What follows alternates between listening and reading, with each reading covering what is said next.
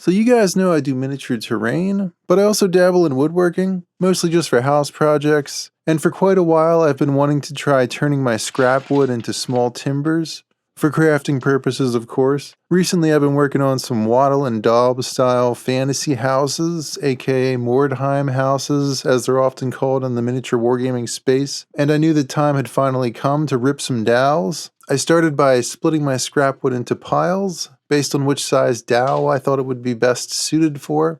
I will be using a table saw for this. If you don't have access to a table saw, you can buy square dowels at most hardware stores. The texturing process doesn't require any power tools, so hopefully you find that helpful at least. These are whitewood scraps. That's a general term for spruce, pine, or fir. It's a soft wood, so it takes texture pretty well, but it's not nearly as brittle or expensive as balsa wood, which is commonly used for these types of builds.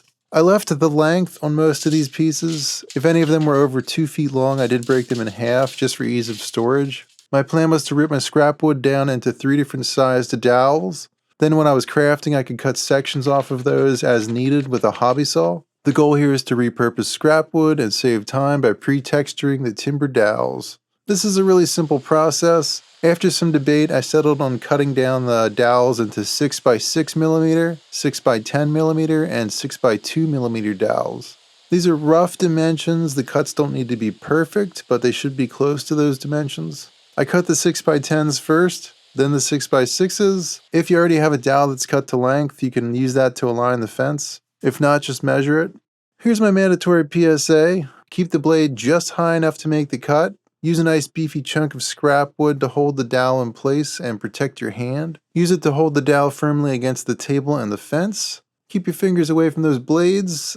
I try to keep my finger at least 2 inches away from the blade at all times, and just always be aware of where your hands are in relation to the blade. Which might sound obvious, but accidents do happen. Wear safety goggles. If you happen to hit a knot, a section of the dowel could get shot back at you, like this.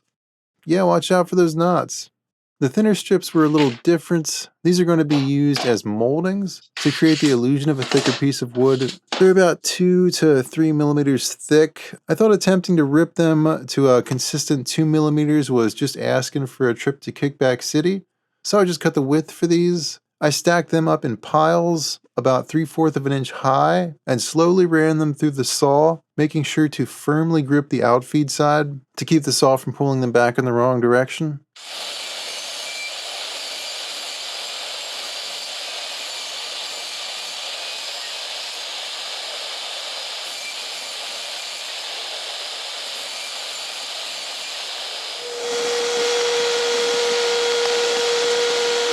Here's how many I got out of my pile of scrap wood. Nothing crazy. Just imagine how many of these you could get out of a 2x4.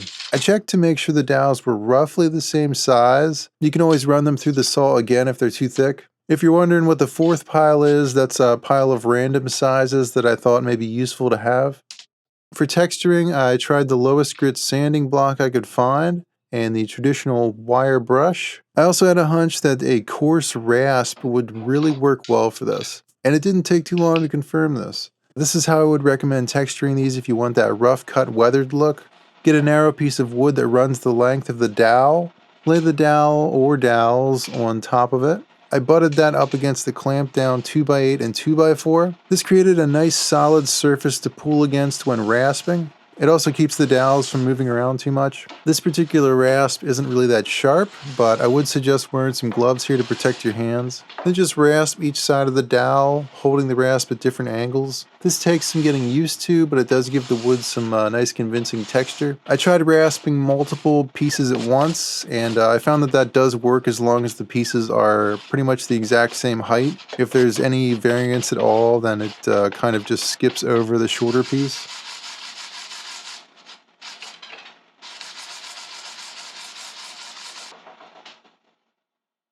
Alright, so I built 2 houses so far using this technique. I wanted to talk about that a little bit and my thoughts on the process. This house is completely done. It's got a removable roof, so you can use that as an interior space. I didn't put any furniture in it or anything yet, but maybe eventually. I actually built this one first, so I was still kind of learning how to use them on this one. I didn't actually film the process of making this one. This was more of a prototype, but I did film this one, and I will be putting a video out on this one. And then I'm also going to be making 2 more of these houses, and I'm probably going to put another video out. I'm probably going to do something a little more similar to this and do a video on that, because these are a lot of fun to make. So I don't really enjoy doing the texture on these pieces of wood one by one. I think this was a huge time saver doing this way. I'm pretty happy with the size of the timbers. The main square ones are about 6-7 millimeters wide, and then the taller ones are like 6-7 by maybe like 10, maybe like 10 or 11 millimeters. These are maybe like 2 or 3 millimeters. Honestly, it would be nice if they were a little thinner, but I wasn't comfortable going any thinner than that on the table saw. And again, I was using scrap wood, so I was just trying to use up what I had, and this was the thickness that I had. For anything thinner, you can use stir sticks, but yeah, they aren't going to be textured. I didn't bother to texture these at all. I'm just trying to limit the use of them.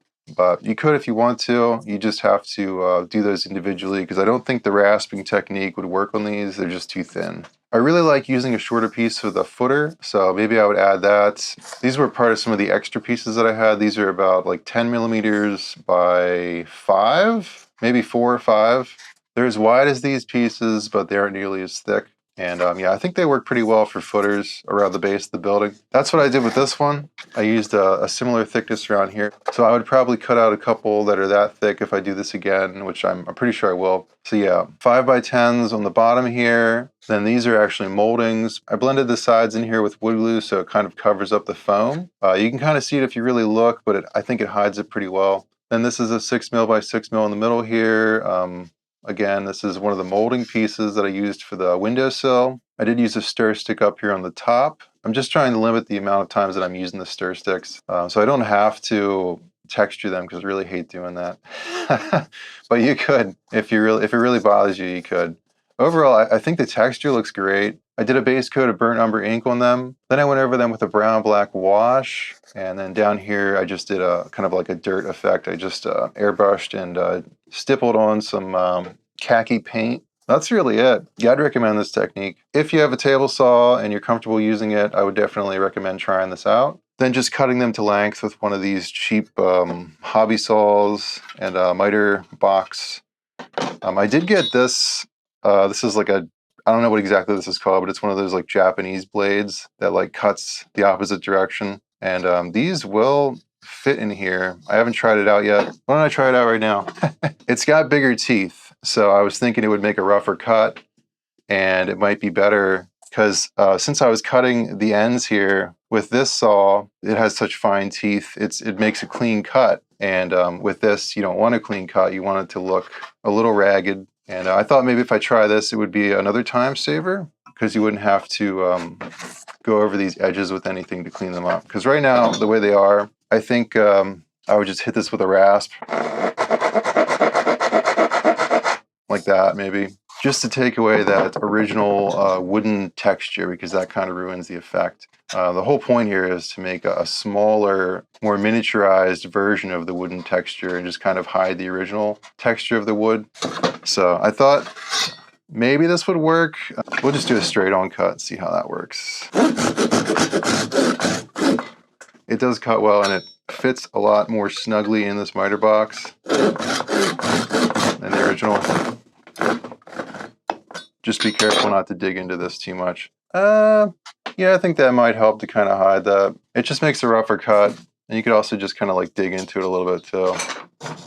Don't cut yourself, obviously, but it's a pretty cheap saw. I got this at Harbor Freight. I am pretty happy with how that came out. Using the rasp, I think it works really well. There are a few sections where I think the pattern could have been a little better, but it's not that noticeable unless you're really, really looking at it.